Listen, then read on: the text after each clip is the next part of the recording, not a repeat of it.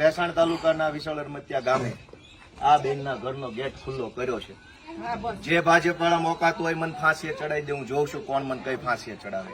આટલી હદે નાગાઈ કરવાની ગામડામાં ગરીબ માણસો હારે, નાના માણસો હોય, ગરીબ માણસો હોય કિરીટ પટેલ જ કરાવે છે કે અહીંયા બેલા ગોઠવી દીધા ઘરની આમે 8 વર્ષ સુધી સળંગ। તો બહાર કેમ જવાનું, અંદર કેમ આવવાનું? પાયો કાઢ્યો ને તા વંડી સણવા નહોતા દેતા, હાંજે પાયો ચોખ્ખો કરે એટલે બેલા ન્યા સણાવી દેતા।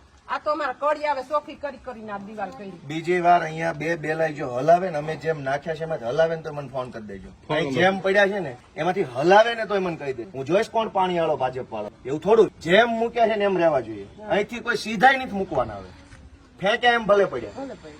ગુંડો તો તું છો ભાઈ મોટો અત્યારે, તે પાટીદારના 14 છોકરાને હોમી દીધા, તારે અમારા ગામમાં આવી અને આવું કૃત્ય કરવાનું ભાઈ અમને બધાવાસ તારે? કોર્ટ હુકમ કરે તો આ બેલા આ પાર્ટી લેવા અત્યારે તૈયાર છે।